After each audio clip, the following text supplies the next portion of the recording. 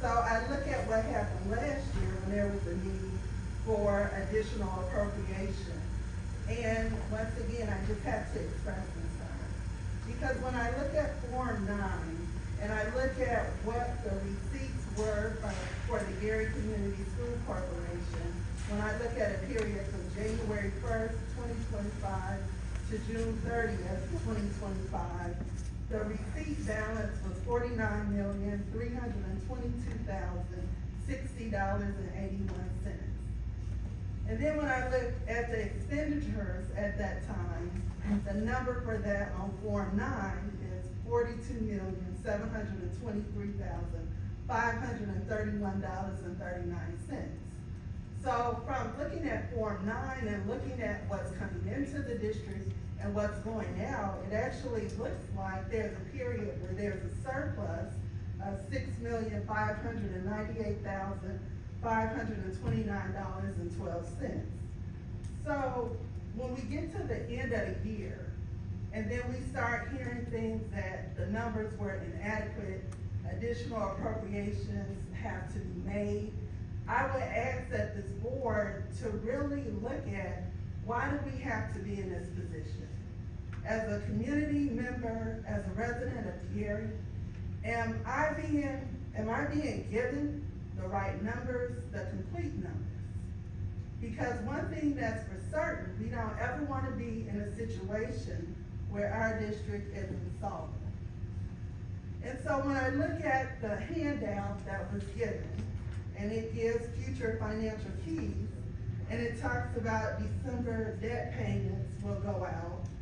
But then I look at the fund balances from 2024, it lists the amount of $1,128,562. So what I'm asking for, and I appreciate everybody who works in education, everybody who's helping our children, because in the end, we're here to support them and make sure that in America, they get the best education possible. What are the numbers? If the debt is listed on one sheet as a fund balance of $1 million, and now we have to appropriate $3 million, what are we doing? And when we look at other community school corporations and we look at their budgets, one thing with numbers will tell their own story. And that's where accrual-based accounting is important. Because if I have a cash-based system, let's say for a household, your bills are $50,000 a year. So you're gonna track that when you get the money, you're gonna pay it. There's an opportunity, you could pay somebody and you shouldn't have paid. But with an accrual-based accounting system, I know, okay, NIPSCO is this amount, NIPSCO comes the 10th of each month, so as a resident, I get to exercise oversight. Because I know the date of that NIPSCO bill, I know the operating expenses, I'm not looking at a cash system to just wait on you to tell me when you're spending the money. I actually know when the money is due. And so I just think these budget hearings put us at a disadvantage as a community, because now we're at the mercy of the CFO and what reporting and what numbers she wants to give us. And so what I would ask is that we look at changing the way we budget, because it is unfair for me as a community member. If you say, well, this is what the state requires. All I need to do, I gotta type this up and send it to the state. That can be all well and good. But as somebody who lives in Gary, we want more than what the state requires. What the state requires is not good enough for me to determine, are these dollars being spent the best way for our children's education? And then the other concern I had, when I looked at the capital plan, one thing we talked about field houses, we talked about swimming pools, we talked about all these dreams and aspirations of what we want for our children. But then when I look at the capital projects plan, I don't see a swimming pool. I don't see the swimming lane. I don't see the soccer lane. Because the reality in government, if it's not written down, there's no way you're gonna get it funded. And we live in the state of Indiana where we know they have a surplus. And when we advocated, we needed the football fields fixed, we needed money to come in, and there was legislation that was able to address it.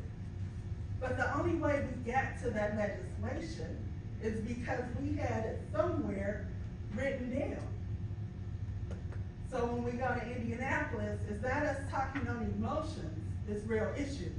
You have to fix the roof, you have to fix the plumbing, you have to make these buildings the best for our children. And from what I'm seeing, I don't see that.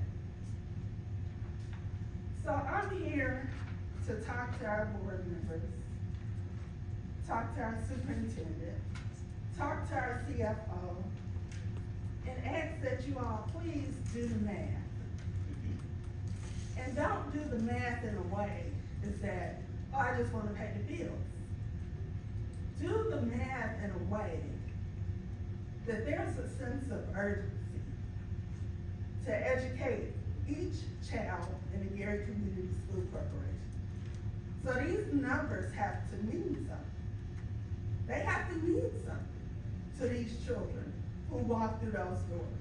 These children who are future doctors, our lawyers, our plumbers, our scientists. And I'm just concerned because I'm not seeing it. And lastly, I would just ask, please put more information on the website. Other communities, they have a strategic plan. Because in the end, you're fighting for every single school, you're fighting for every child. So as a community member, whether I have a child at McCullough, whether I have a child at Williams, I want to know what's going on. I live in Gary. I love the children who attend the school corporation, and I want to have a level of oversight, whether I attend a meeting or not. So I would just ask the board to send this report back. There comes a point, with all due respect, don't just keep giving us spreadsheets. I need more than a spreadsheet. Our children need more than a spreadsheet. Because the spreadsheets aren't getting us to where we need to be. And so something's wrong. But in the end, we're all on the same team. Every dollar that comes into the Gary Community School Corporation has a job to do. And I wanna make sure that all of you make sure that these dollars do the job that they're meant to do to help educate our children. And I just hope that you all hold the superintendent accountable, hold her staff accountable to make sure that they do right by our children. Thank you. In every single, I may have missed, no, I didn't miss one either. Every single, it was one I thought I might miss, but I've been in every school board meeting. And I first of all want to commend the board, the teachers, the community, everybody's been involved with the school board. One of the things I see right now, Gary has money. And when we didn't have money, we complained. When we did have money, we complained. My issue right now, when we deal with budgets, you know, you deal with the income, dollars coming in, real simple. Expenses going out. Sometimes there's unexpected expenses. There's contingencies, things that you have to plan for. One of the things I saw this year, teachers got raises in Gary. There was a negotiation and people are getting their normal salaries. That's number one. I haven't heard of any hungry students in the Gary school system right now.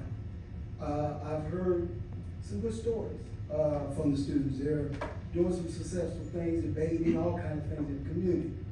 But when you're dealing with a new budget, we basically started up a new corporation. That other corporation's gone, that one, that takeover, I hear that all the time, that's gone, it's behind you. Gary has his own school system now, and that's us. And if we want to concern about budget, about swimming pools, about upgrades, we gotta speak loudly. You know, when we act and when we fight, we get what we want. We haven't had a fight, we've been working together. So the key thing, I wanna make sure this budget thing goes in, we don't delay nothing and all that, because it affects the students. We gotta keep moving forward. We gotta have some trust in our superintendent, our school board, and everybody represented. If there's something that we got that's some integrity, we need to deal with those individuals. But we have to have that trust because it's about the students and about the teachers. And it's about our kids being successful in the future. So if this is a budget hearing, I know what the money was. Last money said it was plus $6 billion. Now, what we prioritize and spend our money on is the citizens need to get involved and say we want. I mean, you can do things and say, you know, you want a swimming pool or you want a baseball field. Where the budget says we can set that priority. But right now, we need to be doing the right thing as far as moving this process along. I agree with the lady before you. We may have to tweak some processes, but we really don't have enough history on this particular budget because we haven't seen a full couple years. Right now, what I saw is they were paying for old bills that was there in the past and cleaning all that mess up and cleaning up from when you transition from one group to the other. So all I'm asking community, and I'm a community citizen, 1771 Marshall. My name is Bruce Curry. Give the group a chance to get the budget so we can understand the city and we're gonna get the things we want. Nobody's gonna take money because everybody looking at Gary all over the nation. So nobody's gonna ever do that. We're gonna make sure that's not gonna happen. So all I'm saying, I have a trust in the board to do the right thing. I have trust in the faculty, the students, the administrators, and everybody. We got new services, I think food services and all that. So all I'm asking the citizens, everybody's got the right to speak the way they want. But I'm speaking from fact because I've been at every meeting. I've seen what's going on. I've seen when that transition happened.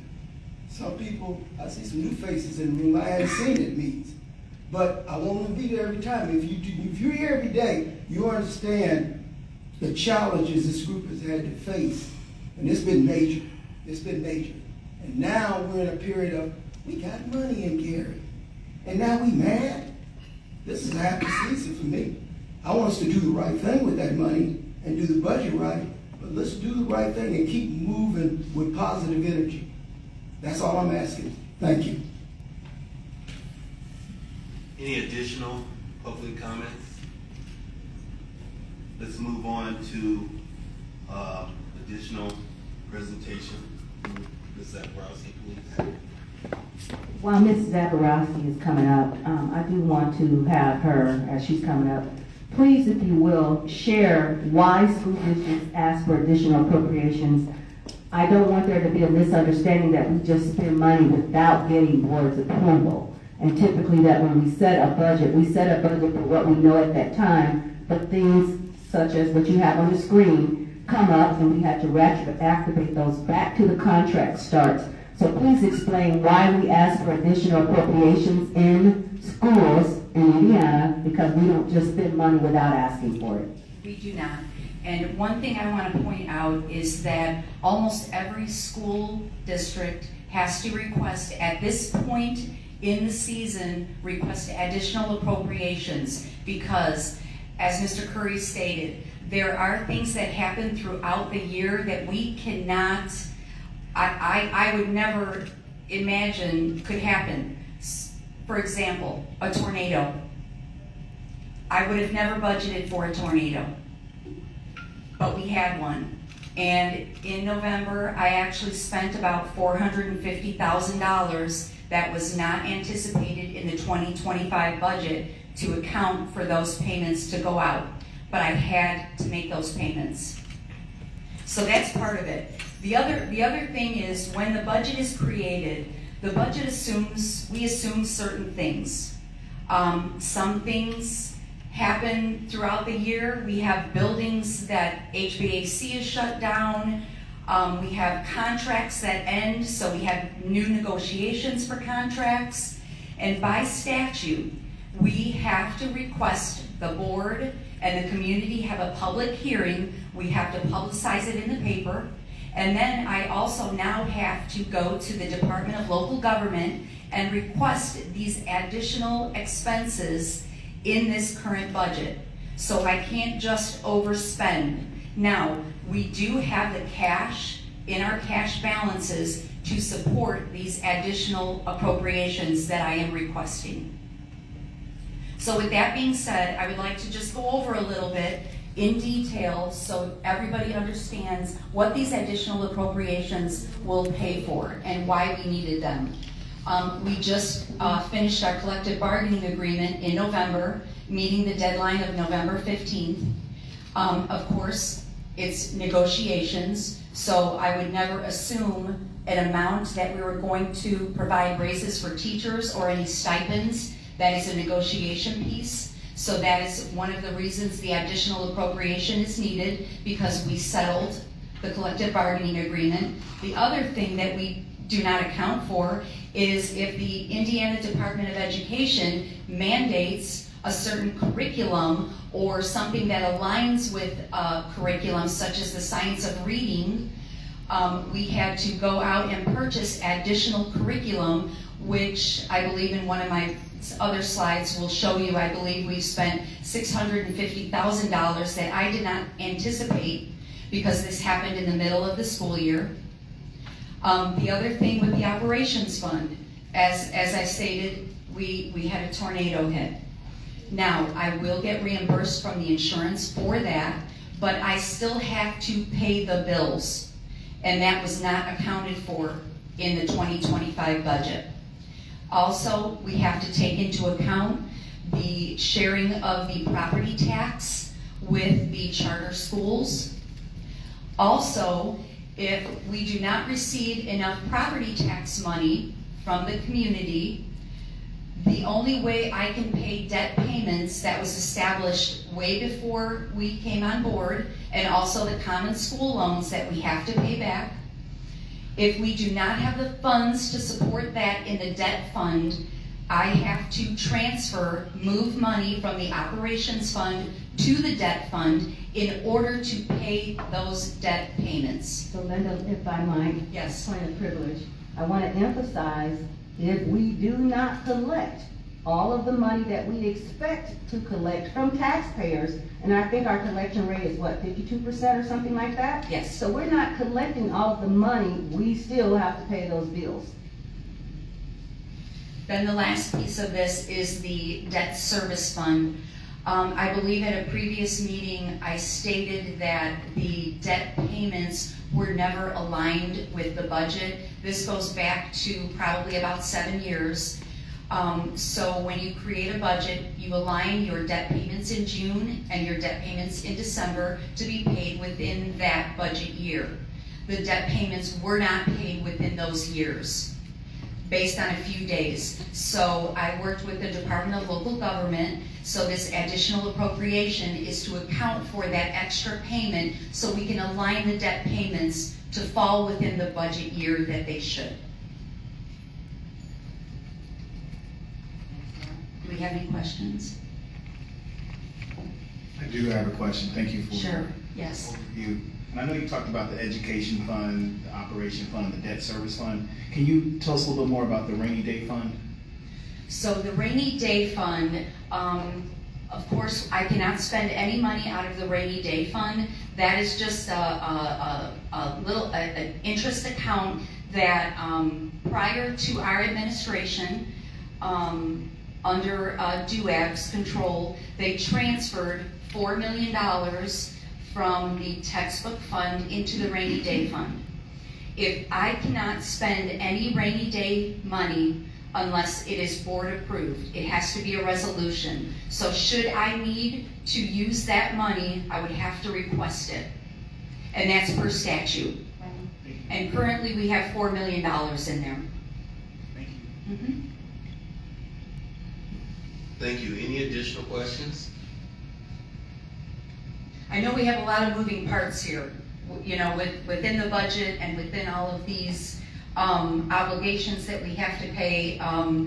We are working very hard at trying to align this budget to our expenses. And Linda, if you will, please clarify, we don't do budgeting in any way that you choose or I choose. We align with what state statute tells us we have to do for how budgets are run in schools. And budgets are run differently in public schools than they are in maybe government. Yes. So if you can talk about that for just a moment. Yes, so I have statutes from State Board of Accounts, I have the IDOE, I have the Department of Local Government. Everything, every move I make, I align with statutes, policies, and procedures. So I have to align everything I do with all of those regulations. I cannot just spend money how I feel. Thank you so much. You're welcome. Sure. Probably not necessarily a question, but yes, the state is sitting on $2.5 billion budget surplus, which is down from about $6 billion before COVID. And then with Senate Enrolled Act 1, they also have cut funding for every county, every township, every city, and every school district in the state. That is a fact, yes it is. And later in my presentation, I wanted to provide an example of one of the effects of Senate Bill 1 that it will hit Gary. It will hit all municipalities in Gary, but I can talk about that later. So Ms. Linda, thank you. I know that you're gonna come back during the regular meeting to ask for permission for your presentation. Yes, I'm sorry, I had a question. Yes, yes. Next, where's please. your- No, please. Oh, okay, thank you. How are you? I'm good. Good. Is it possible that the budgets can be posted on the website? Meaning the Just for the Form 4 and the Form 3R. Okay. They are on the website. How about the other forms? Can they be posted also? I'm not sure what you're talking, the 1782 notice? I don't know them. Okay, I think that's probably what you're talking about. That would be up to Dr. Stokes. Normally, districts do not publish that. What I would say is the information that you're required to publish in terms of understanding the budget and not bringing confusion, it's there, but we're more than happy to look at other things that you might think that could assist. We're more than happy to maybe look at some things that you think might assist. But we are publishing information, and I know Chelsea could speak probably more to that. We put information out in the board docs as well as on the website about our budgetary supports. And we do a presentation every board meeting, every single board meeting, and even yet today, we talk about our finances and where we are pretty much month to month. Thank you for that. I'm just saying, on the website, just for the community and not have to go to board docs. It's kind of hard to use even for me sometimes. Also, the capital plan. Is there any thoughts for having a pool at Westside? Actually, there is. I called out an expert from Detroit, Michigan, to come out, and we walked to the pool. He will be presenting to me some information in order for us to make a decision if that is all possible. Okay. So I do have it in the works. So when should we expect an answer to that, if it's at all possible? Well, I can call him next week.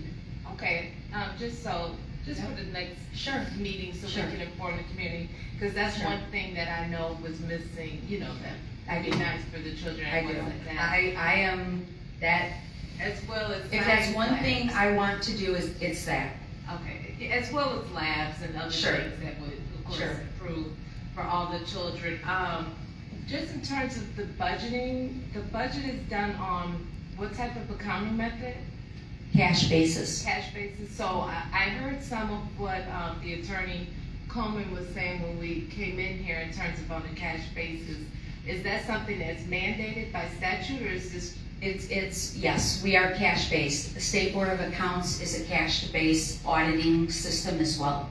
Okay, so, Yes. so this is something that's mandated by statute, that it has to be on a cash basis? I'm not sure if it's mandated, but it is, all schools are cash-based. Okay, I'm not a CPA and I'm not versed You in can- it, just in terms of, what she was saying. Would it make sense if it was also done perhaps, maybe two ways, an accrual also? That would probably make it very complicated. Very. Okay, and just in terms of, being a finance person, which way do you think is better? Well, Whatever the state I requires. think it's, I think she said the state didn't require anything, and I'm just Well, curious as to what her it's- opinion is. it's not necessarily that the state has a requirement on that. It's what school districts throughout the state and what the State Board of Accounts does. And it is, for auditing purposes, it matches up. When you start switching accounting methods, now your numbers aren't necessarily gonna match up. You say when they're not gonna match up with. Yeah, because you actually, and I don't wanna get into accounting, but you are actually crediting and debiting at different times based on the accounting method that you use. Okay, thanks. Well, what's your opinion? Which one do you like, was better? well, I have always been with a cash-based, so that is what I know. So you don't know the other way, is what you're saying? I do not, I've been in the school system working cash-based for 22 years.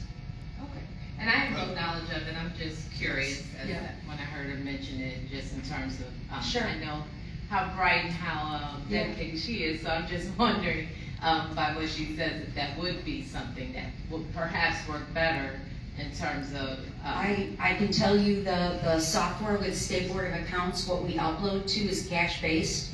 And then the software, the financial software we use is cash-based. okay. Are there any additional questions? Just probably partially comment, partially question, but would you say that because the majority of the state is on a cash basis, that it makes it easier for comparative analysis when It you does. are comparing what this school district does in relationship to other school districts? Yes, it does. Thank you. Thank you. You're welcome. I'll entertain a motion to close the public hearing. So moved. May I have a second? It's been moved and properly second. Any discussion on the motion? Hearing no discussion, all in favor say aye. Any opposition? The public hearing is closed. At this point, I'd like to call to